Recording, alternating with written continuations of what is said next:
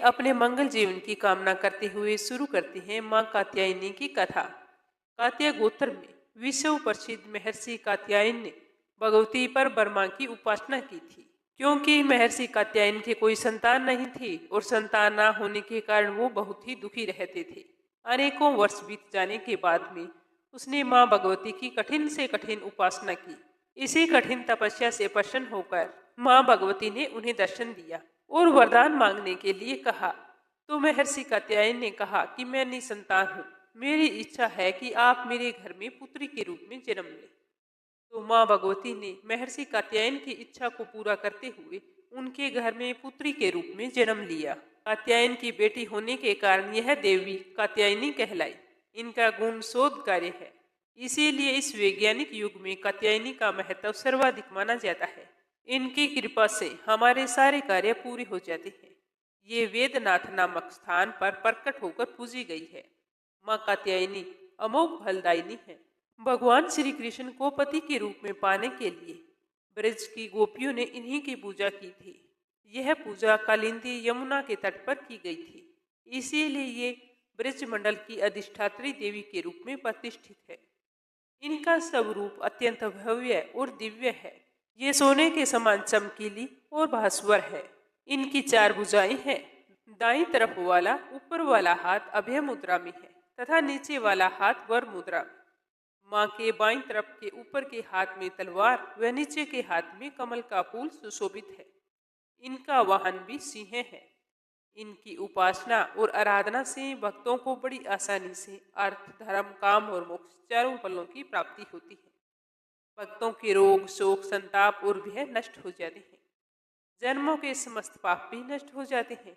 इसीलिए कहा जाता है कि इस देवी की उपासना करने से परम पद की प्राप्ति होती है। इस ब्रह्मांड की शक्ति देवी दुर्गा है, जिन्होंने समय समय पर विभिन्न रूप धारण करके प्रकृति और सृष्टि के संरक्षण का कार्यभार संभाला।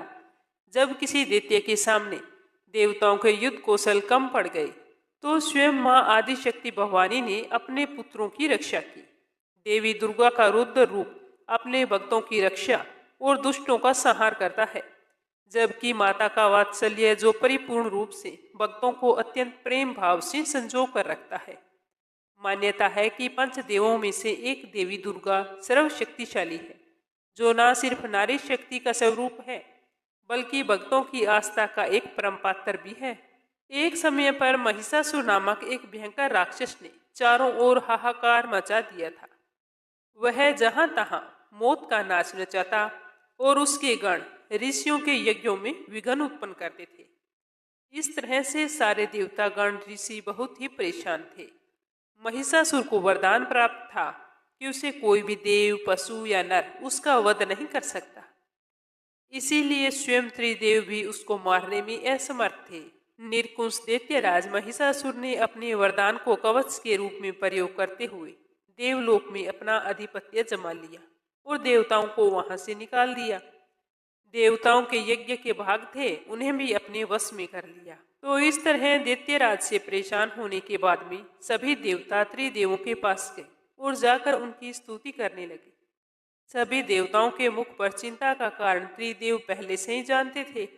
यह सारा हाल जानकर भगवान शिव मुस्कुराए और बोले कि हे नारायण, अब देवी आदि शक्ति के प्रादुर्भाव का समय आ गया है। अब यही समय है कि हम अपने तेज से इस जगत की रक्षिका देवी दुर्गा का आह्वान करें। तो शिव जी की बात सुनकर स्वयं ब्रह्मा देव और नारायण ने भी हामी भरी। इसके बाद स्वयं भगवान शिव, भगवान विष्णु और ब्रह्मा देव के शरीर से तेज उत्पन्न हुआ और एक जगह आकर मिल गया। इसके बाद वहां पर जितने भी देवता उपस्थित थे, सभी के शरीर से महातेज उत्पन्न हुआ और सभी त्रिदेवों के उस परम तेज में आकर मिल गए। उसके बाद उस दिव्य तेज ने एक सुंदर महिला का स्वरूप ले लिया। महादेव के तेज से माता का मुख, नारायण के तेज से 8 भुजाएं, ब्रह्मा देव के तेज से चरण, यमराज के तेज से मस्तक और केश, चंद्रमा के तेज से माता के स्तन, देवराज के तेज से माता की कमर, वरुण के तेज से जांघें और इसी तरह अन्य देवताओं के तेज से माता के अन्य अंग उत्पन्न हुए। उसके बाद में महादेव ने अपने त्रिशूल से शूल, नारायण ने अपने चक्कर से एक दिव्य चक्कर और ब्रह्मादेव ने एक दिव्य कमंडल, देवराज इंद्र ने एक दिव्य और शक्तिशाली वज्र, सागर ने सुंदर रत्नों से सजे आभूषण, कभी न मेले होने वाले वस्त्र और मुकुट दिए। वरुण देव ने शंख दिया, हिमालय ने माता को सुवारी के रूप में सिंह, और इसी प्रकार देव शिल्पी विश्वकर्मा ने माता को दिव्य अस्त्र और शस्त्र निर्माण कर दिए। माता का यह स्वरूप अत्यंत तेजस्वी और भयंकर था। देवी दुर्गा के इस विशाल और भव्य स्वरूप को देखकर सभी देवताओं ने क्रमबद्ध होकर उनकी स्तुति की तथा देवी पर पुष्पों की वर्षा की। माता ने प्रसन्न होकर कहा कि हे देवों, कहो मेरा प्रादुर्भाव किस प्रयोजन से हुआ है। मैं अत्यंत प्रसन्न हूँ, मुझे बताओ, मैं अभी तुम्हारी समस्या का हल कर देती हूँ। तो उसके बाद में देवताओं ने अपना सारा हाल देवी से कह सुनाया। तो माता ने देवताओं की रक्षा के लिए विकराल रूप धारण करके पहले दैत्यराज की सेना का विध्वंस किया और उसके बाद में महिषासुर का वध करके देवताओं को महिषासुर के आतंक से मुक्ति दिलाई। इसीलिए हमें नवरात्रा के 9 दिन माता के अलग अलग स्वरूपों की पूजा करके व्रत रखना चाहिए और माता की परम पावन कहानियों को ज्यादा से ज्यादा सुनना चाहिए। तो आइए पहले सुनते हैं गणेश जी की कहानी।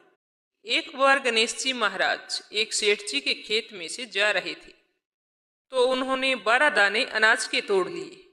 अचानक फिर गणेश जी के मन में आया कि मैंने तो सेठ जी के यहाँ चोरी कर ली, और वो पछतावा करने लगे और सोचने लगे कि मुझसे यह पाप हो गया, अब मैं क्या करूं। तो सोचते सोचते गणेश जी ने कहा कि चलो मैं सेठ जी के 12 साल नौकरी पर रह जाता हूँ, मेरे पाप कम हो जाएंगे। यह सोचकर गणेश जी एक बालक का रूप धारण करके सेठ जी के घर चले गए और कहने लगे कि मुझे कोई काम पर रख लो। तो सेठ जी को जरूरत थी और उन्होंने काम पर रख लिया। एक दिन सेठानी जी राख से हाथ धो रही थी, तो गणेश जी ने सेठानी जी का हाथ पकड़कर मिट्टी से धुला दिया। सेठानी सेठ जी के पास गई और बोली कि ऐसा क्या नौकर रखा है, नौकर होकर मेरा हाथ पकड़ लिया। तो गणेश जी को बुलाकर सेठ जी ने कहा कि क्यों भाई, तूने ऐसा क्यों किया, सेठानी का हाथ क्यों पकड़ा तूने। तो गणेश जी ने कहा कि मैंने तो एक सीख की बात बताई है कि राख से हाथ धोने से घर की लक्ष्मी नाराज होकर चली जाती है और मिट्टी से हाथ धोए तो लक्ष्मी लौट कर आती है। तो सेठ जी ने कहा कि गणेश जी है तो सच्चा। ऐसा करते करते कई दिन बीत गए। थोड़े दिनों बाद कुंभ का मेला आया। सेठ जी ने कहा कि मुझे तो टाइम नहीं है, गणेश तू सेठानी को कुंभ के मेले में स्नान करवा के ले आओ। तो गणेश जी सेठानी को लेकर कुंभ के मेले में चले गए। तो वहां जाकर सेठानी तो किनारे पर बैठकर थोड़ा थोड़ा पानी डालकर नहा रही थी। तो गणेश जी ने उसका हाथ पकड़ा और आगे ले जाकर डुबकी लगवाकर वापिस ले आई। तो घर आकर सेठानी ने सेठ से कहा कि गणेश जी ने तो मेरी इज्जत नहीं रखी, इतने सारे लोग थे उनके बीच में मुझे घसीट कर पानी में आगे ले गया। तो सेठ जी ने फिर गणेश जी को बुलाया, भाई तूने ऐसा क्यों किया। तो गणेश जी ने कहा कि सेठानी जी तो गंदे पानी से किनारे पर बैठकर नहा रही थी, तो मैं तो आगे ले जाकर अच्छे पानी में डुबकी लगवा कर लाया हूँ, इससे अगले जन्म में बहुत बड़े राजा और राजपाट मिलेंगे। तो सेठ जी ने सोचा कि गणेश जी है तो सच्चा। एक दिन सेठ जी के घर में पूजा पाठ हो रही थी, हवन हो रहा था। तो सेठ जी हवन पर बैठे थे और गणेश जी को कहा कि जाओ सेठानी को बुला कर लाओ। तो जैसे ही गणेश जी सेठानी को बुलाने अंदर गए तो सेठानी तो काली चुनरी ओढ़कर तैयार होकर गणेश जी के साथ चलने लगी। तो गणेश जी ने उस चुनरी को उतार कर फाड़ दिया और कहा कि लाल रंग की चुनरी ओढ़ के चलो। तो सेठानी नाराज होकर सो गई। उधर हवन पर बैठे हुए सेठ जी सेठानी का इंतजार कर रहे थे। काफी देर हो चुकी थी, सेठानी जी बाहर नहीं आए। तो सेठ जी उठकर स्वयं अंदर गए तो देखा तो सेठानी जी सो रही थी। तो सेठ जी ने कहा कि क्या बात है। तो सेठानी बोली कि आज तो गणेश जी ने हद ही कर दी, मेरी चुनरी फाड़ दी। तो सेठ जी ने गणेश जी को बुलाकर बहुत डांटा और कहा कि तुम बहुत बदमाशी करते हो। तो गणेश जी ने कहा कि पूजा पाठ में काले रंग का वस्त्र नहीं पहनते, इसीलिए मैंने तो सिर्फ लाल वस्त्र पहनने के लिए बोला था। काला वस्त्र पहनने से कोई भी शुभ काम सफल नहीं होता। तो फिर सेठ जी ने सोचा कि गणेश जी है तो समझदार। ऐसा करते करते कई दिन बीत गए। एक दिन सेठ जी के घर में गणेश पूजा थी। तो पंडित जी ने कहा कि वो तो गणेश जी की मूर्ति लाना तो भूल ही गए, अब क्या करेंगे। तो गणेश जी बोला कि मेरे को ही मूर्ति बनाकर विराजमान कर लो, आपकी पूजा सफल हो जाएगी। आपके सारे काम सफल हो जाएंगे। तो यह सुनकर सेठ जी को बहुत ही गुस्सा आया और वो बोले कि अब तक तो तुम सेठानी से मजाक करते थे, वो तो ठीक था, लेकिन अब तुम मुझसे भी करने लगे। तो गणेश जी बोले कि मैं मजाक नहीं कर रहा हूँ, मैं तो सच कह रहा हूँ। ऐसा कहते ही गणेश जी ने अपना असली रूप धारण कर लिया। तो सेठ और सेठानी तो देखते ही रह गए। फिर उन्होंने गणेश जी की पूजा शुरू की। पूजा खत्म होते ही गणेश जी तो वहां से अंतर ध्यान हो गई। अब वो सेठ और सेठानी को बहुत ही अफसोस हो रहा था कि इतने सालों से हमारे पास गणेश जी रह रहे थे और हमें पता ही नहीं चला, अनजाने में हमने उनसे कितना काम करवाया। ऐसा सोचते सोचते सेठ जी तो बहुत ही दुखी हो गया। तो गणेश जी ने रात को सपने में आकर सेठ जी से कहा कि सेठ जी, आपके खेत से मैंने 12 साल पहले 12 अनाज के दाने तोड़ लिए थे। उसी का कर्ज उतारने के लिए मैंने आपके घर 12 सालों तक नौकरी की थी। आपको अफसोस करने की कोई जरूरत नहीं है। आज से तुम्हारे घर में कोई भी चीज की कमी नहीं रहेगी। इस प्रकार से गणेश जी के आशीर्वाद से सेठ और सेठानी पुत्रवान और धनवान हो गए। हे गणेश भगवान, जैसी कृपा आपने सेठ और सेठानी पर की वैसी सब पर करना। बोलो गणेश गजानन की जय हो। आज अपने सुनते हैं एक ब्राह्मण की कहानी, जिसने माँ भगवती की पूजा आराधना करके माँ के आशीर्वाद से धन वैभव को प्राप्त किया। बोलिए दुर्गा माता की जय हो। कौशल देश में सुशील नामक एक निर्धन ब्राह्मण रहता था। प्रतिदिन मिलने वाली भिक्षा से वह अपने परिवार का भरण पोषण करता था। उसके कई बच्चे थे। प्रातःकाल वह भिक्षा लेने के लिए निकलता और सायंकाल होती तब लौट कर घर आता था। देवताओं, पितरों और अतिथियों की पूजा करने के बाद में आश्रित जन को खिलाकर स्वयं भोजन करता था। इस प्रकार भिक्षा को वह भगवान का प्रसाद समझकर स्वीकार करता था। इतना दुखी रहता था, फिर भी वह हमेशा दूसरों की सहायता के लिए सदैव तैयार रहता। उसके मन में अपार चिंता रहती थी। वह सदैव धर्म कर्म में लगा रहता। अपनी इंद्रियों पर उसे पूर्ण नियंत्रण था। वह सदाचारी, धर्मात्मा और सत्यवादी था। उसके हृदय में कभी क्रोध, अहंकार और ईर्ष्या जैसे तुच्छ विकार उत्पन्न नहीं होते थे। एक बार उसके घर के निकट सत्यव्रत नामक एक तेजस्वी ऋषि आकर रुके। वो बहुत ही प्रसिद्ध तपस्वी थे, मंत्रों और विद्याओं का ज्ञाता। उनके सामने कोई दूसरा नहीं था। शीघ्र ही अनेक व्यक्ति उनके दर्शनों के लिए आने लगे। सुशील के हृदय में भी उनसे मिलने के लिए इच्छा जागृत हुई। सोचने लगे कि इतने दूर दूर से लोग आते हैं, क्यों ना मैं भी उनके दर्शन करके आऊं और उनकी सेवा करूं। ऐसा सोचकर वह ऋषि से मिलने के लिए चला गया। वहां जाकर सत्यव्रत ऋषि को प्रणाम करके बोला कि ऋषिवर, आपकी बुद्धि अत्यंत विलक्षण है। आप अनेक शास्त्रों, विद्याओं और मंत्रों के ज्ञाता है। मैं एक निर्धन, दरिद्र और असहाय ब्राह्मण हूँ। कृपया करके मुझे बताइए कि मेरी गरीबी किस प्रकार खत्म हो सकती है। इस तरह पूछते हुए सत्यव्रत ने कहा कि हे मुनिवर, आपसे यह पूछने का केवल इतना ही अभिप्राय है कि मुझ में अपने कुटुंब का भरण पोषण करने की शक्ति आ जाए। धन अभाव के कारण मैं उन्हें समुचित सुविधाएं और सुख नहीं दे पा रहा हूँ, जिसके वो हकदार हैं। मुझसे वो इच्छा रखते हैं कि मैं उनकी जरूरतों को पूरा करूं। हे दया निधान, तप, दान, व्रत, मंत्र अथवा जब आप ऐसा कोई उपाय बताने का कष्ट करें जिससे कि मैं अपने परिवार का यथोचित भरण पोषण कर सकूं। मुझे केवल इतने ही धन की अभिलाषा है जिससे कि मेरा परिवार सुखी हो जाए। ब्राह्मण की सारी बात सुनने के बाद में सत्यव्रत ने सुशील को भगवती दुर्गा की महिमा बताते हुए नवरात्रि व्रत करने का परामर्श दिया। सुशील ने सत्यव्रत को अपना गुरु बनाकर उनसे माया बीज नामक भुवनेश्वरी मंत्र की दीक्षा ली। उसके बाद में नवरात्रि का व्रत रखकर उस मंत्र का नियमित जप आरंभ कर दिया तथा भगवती दुर्गा की श्रद्धा और भक्ति पूर्वक आराधना की। इस तरह वह 9 वर्षों तक प्रत्येक नवरात्रि में भगवती दुर्गा के माया बीज मंत्र का निरंतर जप करता रहा।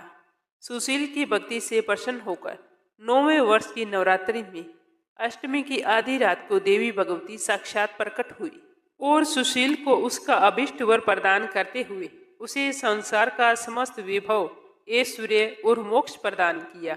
इस प्रकार भगवती दुर्गा ने प्रसन्न होकर अपने भक्त सुशील के सभी कष्टों को दूर किया और उसे अतुल धन संपदा, मान सम्मान और समृद्धि प्रदान की। तो तो आइए अब अपने सुनते हैं आदि पुरुष भोले शंकर और आदि शक्ति माँ भगवती का अवतार देवी सती की कहानी। इस कहानी को नवरात्रा के दिनों में अवश्य सुननी चाहिए। बोलो भोले शंकर की जय हो, बोलो देवी सती की जय हो। राजा दक्ष प्रजापति की सभी पुत्रियां गुणवती थीं, फिर भी दक्ष के मन में संतोष नहीं था।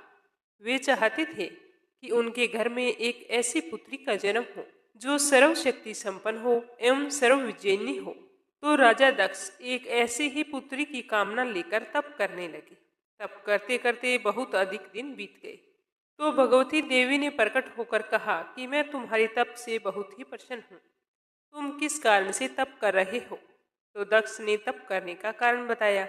तो माँ बोली कि मैं स्वयं तुम्हारे यहाँ पुत्री के रूप में जन्म लूंगी। मेरा नाम सती होगा। मैं सती के रूप में जन्म लेकर अपनी लीलाओं का विस्तार करूंगी, लेकिन तुम्हारी वजह से अगर मुझे जरा सा भी दुख हुआ तो मैं अपनी जान दे दूंगी। तो इस तरह का वरदान पाकर राजा दक्ष बहुत ही खुश हुए। भगवती देवी ने राजा दक्ष के यहाँ सती के रूप में जन्म लिया। सती राजा दक्ष की सभी पुत्रियों में से सबसे अलौकिक थी। सती ने बाल्यावस्था में ही कई ऐसे अलौकिक आश्चर्यचकित करने वाले कार्य कर दिखाए थे जिन्हें देखकर स्वयं दक्ष भी आश्चर्यचकित हो जाते थे। ऐसा करते करते समय के साथ सती बड़ी होती गई। जब सती विवाह योग्य हो गई तो राजा दक्ष को उसके लिए वर की चिंता होने लगी। तो उन्होंने एक दिन ब्रह्मा जी से इस विषय में विचार विमर्श किया। तो ब्रह्मा जी ने कहा कि सती भगवती का अवतार है। भगवती आदि शक्ति और शिव आदि पुरुष है, अतः सती के विवाह के लिए शिव ही योग्य है और उचित वर है। तो दक्ष ने ब्रह्मा जी की बात मानकर सती का विवाह भगवान शिव के साथ कर दिया। सती कैलाश में जाकर भगवान शिव के साथ रहने लगी। भगवान शिव दक्ष के दामाद थे, किंतु किसी वजह से दक्ष के हृदय में भगवान शिव के प्रति वैर और विरोध भाव पैदा हो गया। एक बार देवलोक में ब्रह्मा जी ने धर्म के निरूपण के लिए एक बड़ी सभा का आयोजन किया था। सभी बड़े बड़े देवता इस सभा में एकत्रित हुए थे। भगवान शिव भी इसी सभा में बैठे थे।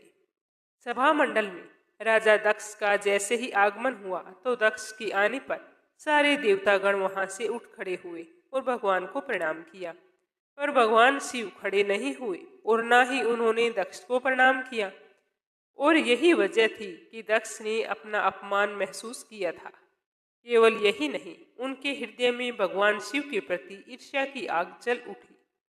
वे उनसे बदला लेने के लिए समय और अवसर की प्रतीक्षा करने लगे। और वह अवसर भी दक्ष को मिल गया था, क्योंकि राजा ने एक बहुत ही बड़े यज्ञ का आयोजन किया था। उसमें भगवान शिव और सती को नहीं बुलाया। एक बार सती और शिव कैलाश पर्वत पर बैठे हुए परस्पर वार्तालाप कर रहे थे। उसी समय आकाश मार्ग से कई विमान कनखल की ओर जाते हुए दिखाई पड़े। सती ने उन विमानों को देखकर भगवान शिव से पूछा कि प्रभु, ये सभी विमान किसके हैं और कहाँ जा रहे हैं? भगवान शंकर ने उत्तर दिया कि आपके पिता ने बड़े यज्ञ का आयोजन किया है। समस्त देवता और देवांगनाएं इन्हीं विमानों में बैठकर उसी यज्ञ में सम्मिलित होने के लिए जा रही है। तो यह सुनते ही सती ने कहा कि क्या मेरे पिताजी ने आपको यज्ञ में सम्मिलित होने के लिए नहीं बुलाया? तो भगवान शंकर ने कहा कि आपके पिताजी मुझसे बैर भाव रखते हैं, तो वो मुझे यज्ञ में क्यों बुलाएंगे? तो भगवान भोलेनाथ की बात सुनकर सती मन ही मन कुछ देर तक विचार करती रही और फिर बोली कि यज्ञ के इस अवसर पर मेरी सभी बहनें आएंगी और मुझे उनसे मिले हुए बहुत दिन हो गए हैं। अगर आप मुझे जाने की अनुमति दें तो मैं अपने पिता के घर जाना चाहती हूँ। यज्ञ में भी सम्मिलित हो लूंगी और इसी बहाने अपनी बहनों से मिलने का भी सुअवसर मुझे मिल जाएगा। तो भगवान शिव कहने लगे कि इस समय तुम्हारा वहां जाना उचित नहीं होगा। आपके पिताजी मुझसे बैर भाव रखते हैं, हो सकता है वे आपका अपमान भी करें। बिना बुलाए किसी के घर जाना उचित नहीं होता। तो सती ने यह सुनकर कहा कि आप ऐसा क्यों कह रहे हैं? वो मेरे पिता का घर है। तो भगवान शिव ने उत्तर दिया कि विवाहिता लड़की को बिना बुलाए पिता के घर नहीं जाना चाहिए, क्योंकि विवाह हो जाने पर लड़की अपने पति की हो जाती है। पिता के घर से उसका संबंध टूट जाता है। लेकिन सती बार बार पीहर जाने के लिए हट करती रही और अपनी बात को बार बार दोहराती रही। तो उनकी इतनी इच्छा देखकर भगवान शिव ने उन्हें पीहर जाने की अनुमति दे दी और उनके साथ अपना एक गण भी भेज दिया। उस गण का नाम वीरभद्र था।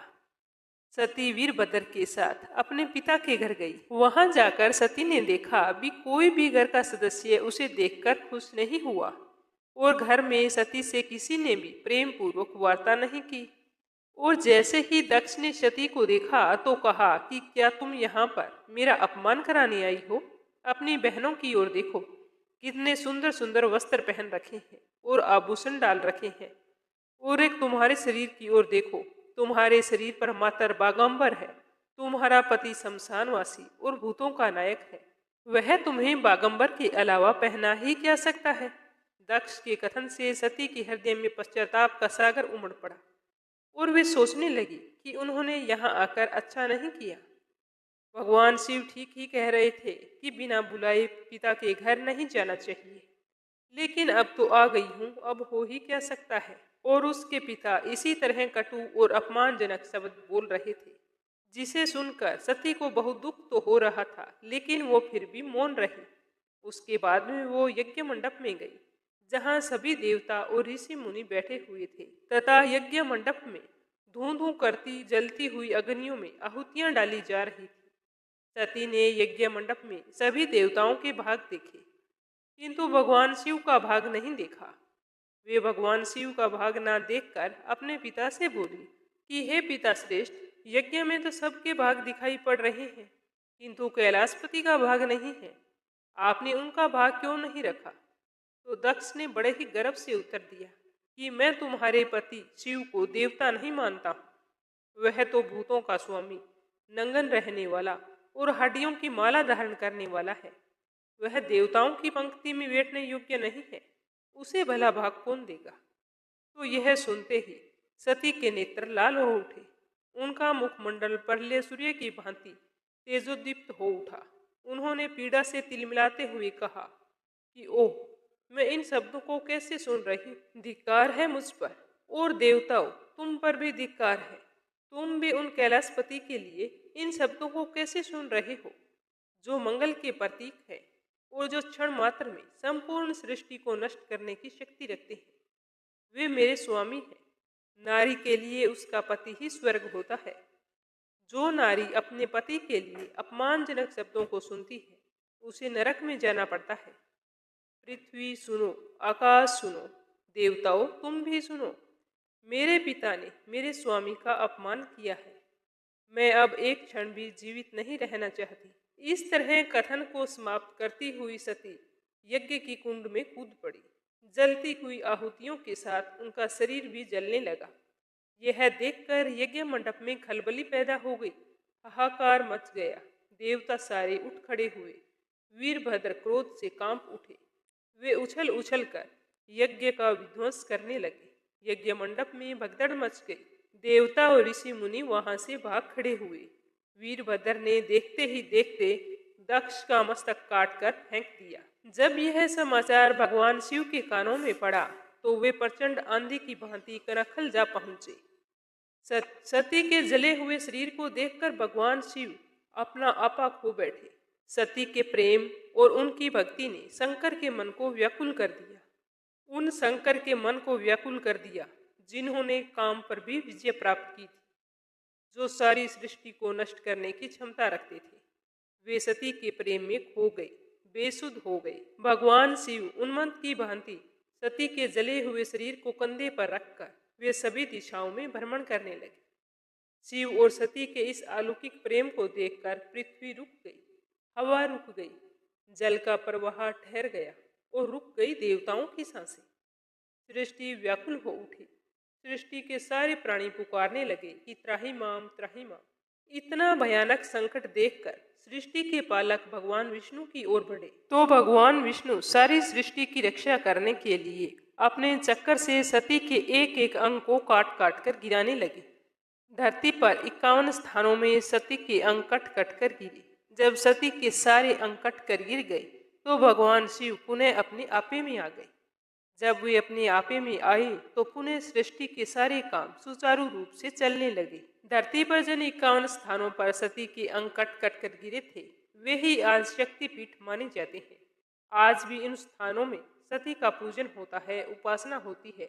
माता सती का हृदय नैमिषारण्य में गिरा था, जिसे भगवान शिव ने अपने हृदय में धारण किया था। इससे देवी ललिता का अवतरण हुआ था। नैमिष धाम में लिंग धारिणी शक्तिपीठ विराजमान है, जहाँ भगवान शिव के साथ देवी ललिता की पूजा की जाती है। लप्सी और तपसी की कहानी। एक लप्सी था, एक तपसी था। तपसी हमेशा भगवान की तपस्या करता था, लेकिन उसे चोरी करने की आदत थी। लप्सी हमेशा सवा सेर की लापसी बनाता और पहले भगवान को भोग लगाता, उसके बाद में स्वयं भोजन करता। दोनों भाइयों का यही नियम था। तो एक दिन कोई बात को लेकर दोनों में कहासुनी हो गई। तो तपसी बोला कि मैं रोजाना भगवान की तपस्या करता हूँ, इसीलिए मैं बड़ा हूँ। तो लप्सी बोला कि मैं रोज भगवान को सवा सेर लापसी का भोग लगाता हूँ, इसीलिए मैं बड़ा हूँ। ऐसा कहते हुए दोनों जोर जोर से लड़ने लगे। तभी वहां से नारद जी गुजर रहे थे। दोनों को लड़ता हुआ देखकर वहां आए और उनसे पूछा कि तुम दोनों लड़ क्यों रहे हो। तो दोनों ने अपने आप को बड़ा बताया और साथ में बड़ा होने का कारण भी बताया। तो नारद जी बोले कि मैं तुम्हारा फैसला कर दूंगा, कल आऊंगा, बता दूंगा भी कौन बड़ा है। दूसरे दिन लप्सी और तपसी नहाकर अपनी रोज की भक्ति करने आए। तो नारद जी ने छुपकर 1.25 करोड़ की एक एक अंगूठी उन दोनों के आगे रख दी। जैसे ही भक्ति करते हुए तपसी की नजर उस अंगूठी पर पड़ी तो उसने चुपचाप से उठाई और अपने पैर के नीचे दबा ली। लप्सी की नजर अंगूठी पर पड़ी, लेकिन उसने ध्यान नहीं दिया। उसने पहले भगवान को भोग लगाया और फिर स्वयं भोजन करने के लिए बैठ गया। थोड़ी देर बाद नारद जी सामने आए तो दोनों ने पूछा कि अब बताओ हम में से कौन बड़ा है। तो नारद जी ने तपसी से खड़ा होने के लिए कहा। तो वो खड़ा हुआ तो उसके पैर के नीचे दबी हुई अंगूठी दिखाई दी। तो नारद जी ने तपसी से कहा, तपस्या तो तुम करते हो, इतनी तपस्या करने के बाद भी तुम्हारी चोरी करने की आदत नहीं गई। ये अंगूठी मैंने ही तुम दोनों के आगे रखी थी। मैं ये देखना चाहता था कि तुम दोनों में से किन के मन में लालच है। तो तूने तो अंगूठी दिखाई पड़ते ही झट से अपने पैर के नीचे दबा ली। लेकिन लप्सी का ध्यान अंगूठी पर जाने के बाद भी लप्सी ने अंगूठी को ना ही उठाया और ना ही ध्यान किया। उसने सिर्फ अपने भगवान जी में ही ध्यान रखा, उन्हें भोग लगाया और बाद में स्वयं भोजन करने लगा। इसीलिए लप्सी बड़ा है और तुम्हें तुम्हारी तपस्या का कोई भी फल नहीं मिलने वाला। जितनी चाहे मर्जी तुम तपस्या कर लो, तुम्हें इसका कोई भी फल नहीं मिलेगा। तो तपसी को यह सुनकर बहुत ही दुख हुआ और वह शर्मिंदा होकर नारद जी से माफी मांगने लगा और कहने लगा कि आज तक की मेरी गलती माफ करो और मुझे बताओ कि मुझे मेरी तपस्या का फल कैसे मिलेगा। आज के बाद कभी भी मैं चोरी नहीं करूंगा। तो नारद जी ने कहा कि यदि कोई गाय और कुत्ते की रोटी नहीं बनाएगा तो उसका फल तुझे मिलेगा। यदि कोई आदमी ब्राह्मण को भोजन करवाकर उसे दक्षिणा नहीं देगा तो उसका फल भी तुझे ही मिलेगा। अगर किसी को सूट, तीवल, साड़ी अगर हम देते हैं, उसके ऊपर अगर भेंट स्वरूप कुछ रुपए नहीं देंगे तो उसका फल भी तुझे ही मिलेगा। अगर कोई व्यक्ति दिए से दिया जलाएगा तो उसका फल भी तुझे ही मिलेगा। अगर कोई औरत आंगन लीप कर चौका नहीं लीपेगी तो उसका फल भी तुझे ही मिलेगा। यदि कोई व्रत कथा में सारी कहानी सुन ले लेकिन तुम्हारी कहानी ना सुने तो उसका फल भी तुझे ही मिलेगा। उसी दिन से हर व्रत कथा और कहानी के साथ लप्सी तपसी की कहानी कही और सुनी जाती है।